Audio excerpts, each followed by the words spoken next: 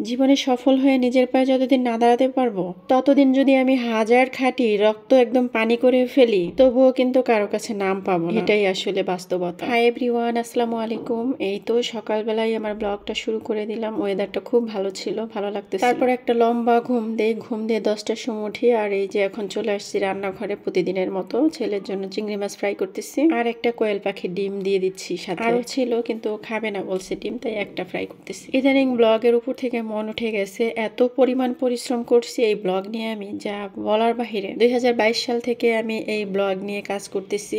এখন আমার কাছে একটু প্যারা মনে হয়, এর জন্য কাজ করতে ইচ্ছা করে না আগের মতো করে। তো আসলে না, যে কাজই করি না কেন যদি সফলতা না আসে তাহলে কিন্তু আর সেই কাজ করতে একদমই ভালো লাগে না। আপনি যত পরিশ্রমই করেন না কেন জীবনে, যদি নিজে সফল না হতে পারেন, ঘরের মানুষ বলেন আর পরের মানুষ বলেন, কেউ আপনাকে সেভাবে দাম দেবে না। এই যেমন আমাকে এই ধরুন, আমি কিন্তু এই ব্লগ লাইনে ঠিকই কষ্ট করে যাচ্ছি। ফারহানা বিথি বলেন আর ফুড আপি বলেন, ওইদিকে ফুড লাভার বন্যা বলেন, তাদের মতোই কিন্তু কষ্ট করে যাচ্ছে, কিন্তু কোনো সফলতা নেই। তারাও কিন্তু আমার মতো এভাবেই ভিডিও বানিয়ে বড় হয়েছে। এমন না যে তারা এমন স্পেশাল কিছু করেছে যার কারণে তারা আজকে ভাইরাল, তারা আজকে লক্ষ লক্ষ টাকা ইনকাম করতেছে, তা কিন্তু না। আসলে নিজেকে মানুষের কাছে স্পেশাল ফিল করানোর জন্য কিন্তু শুধু নিজে একা একা খাটলেই হয় না, ঘরের মানুষেরও কিন্তু সাই দিতে হয়। আর ভাগ্য তো আছেই। একটা কথা কি জানেন, আপনি যদি এমন একটা কাজ করেন সেটা তেমন স্পেশাল না, তবে আপনার পাশে যে আছে, বাহ কাজটা সুন্দর হয়েছে, তো দেখবেন আপনার মন থেকে একটা উৎসাহ আসবে আর সেই কাজটার প্রতি আপনার আগ্রহ জাগবে, আর তখনই আপনার কাজটা ভালো হবে।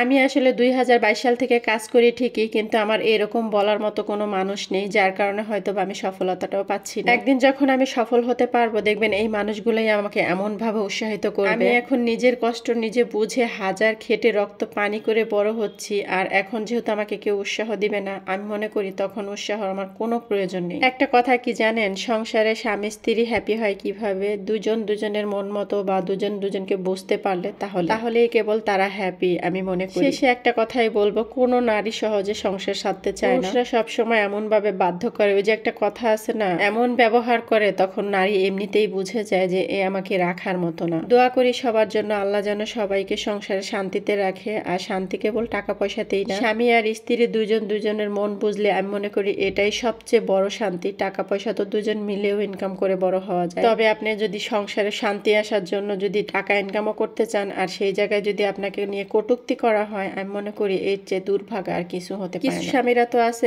এমন, নিজেকে মনে করবে জমিদার আর নিজের বউকে মনে করবে চাকরানী। আরে বেটা, জমিদারি যদি হবি তাহলে জমিদারের বউ তো রানীর মতো থাকার কথা, তখন কেন বউকে চাকরানির মতো করে অন্যদের কাছ থেকে হাত পেতে টাকা আনা? কিছু কিছু সময় মন মেজাজটা অনেক বেশি খারাপ হয়ে যায় কিছু পুরুষদের কাহিনী দেখলে। তো যাই হোক, অনেক ভালো থাকবেন। আল্লাহ হাফেজ।